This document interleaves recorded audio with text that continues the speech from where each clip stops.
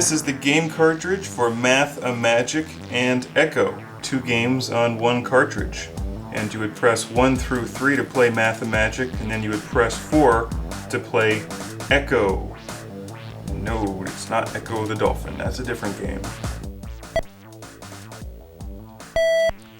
Anyone else remember the game Simon from back in the day? The little device that had 4 buttons on it, red, blue, yellow, and green. It would beep and flash the buttons in order, and then you would have to hit the buttons and repeat it in the exact same order.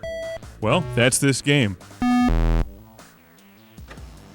I thought it was pretty neat that you played ECCO using the numeric keys on the Magnavox Odyssey 2 itself.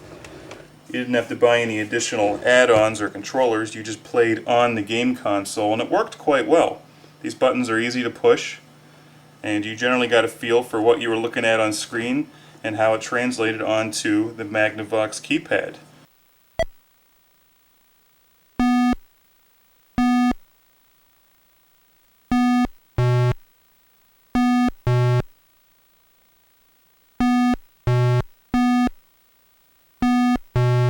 I guess if you really liked Simon back in the day and have lost or broken your Simon machine, all you need to do is go out and pick up a Magnavox Odyssey 2 and a game cartridge for ECCO, and you're all set.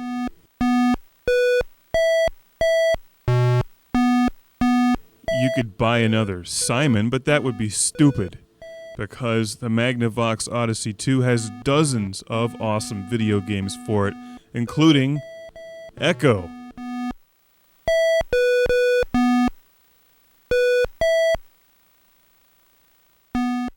ECCO is not quite the visual tour de force of games like BioShock or Gran Turismo 5, but this is still a fun game, albeit a very simple and rudimentary one by today's standards.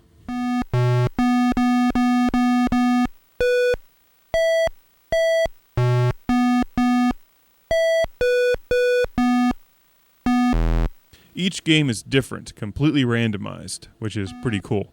The computer starts off by flashing one of the 4 numbers on screen and making a beep, and then you repeat it, then it goes to 2, and then you have to repeat it, and then it goes to 3.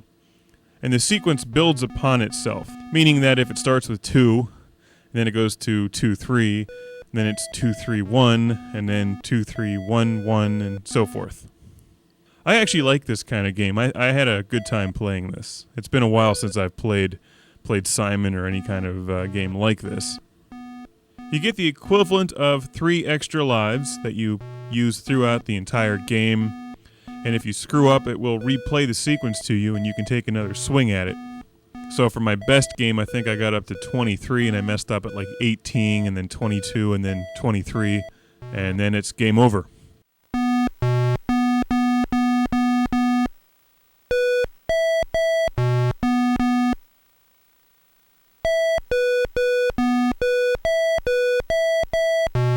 Now you can easily cheat by writing down the numbers as it flashes them to you, but I wasn't doing that. I was playing the game for real.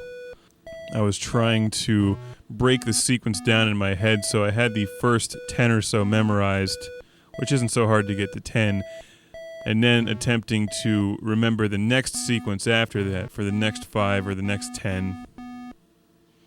It definitely gets challenging around 18 or 19. I really like that you're playing the game with the Magnavox keyboard and that it plays different notes with the different numbers, so you're memorizing not just the sequence of numbers, but the notes and how to play them. It's a fun game. This definitely reminds me of Simon and the early 80s. Simon says, "You suck." Actually, in this case, it's the Magnavox telling you that. Graphically, ECCO isn't much to look at on screen, but the instruction manual is really exciting. They combine Math-A-Magic to ECCO, a brain-draining, mind-bending mental gymnastic challenge. That sounds like it would hurt, but actually, it was a lot of fun. The instructions for ECCO aren't terribly complex, and what really could just be explained in 2 or 3 sentences is somehow stretched out to 11 points here. My favorite of which is number 10. Keep in mind this is a 1-player game, so if you want to play with 2 players, you just play games back to back, right? Well, number 10. A digital readout on screen keeps track of your score. If more than one player is challenging the computer, the player with the highest score per round is the winner. If you had to read the instructions to figure that out, you're probably not capable of playing the Magnavox Odyssey 2 to begin with.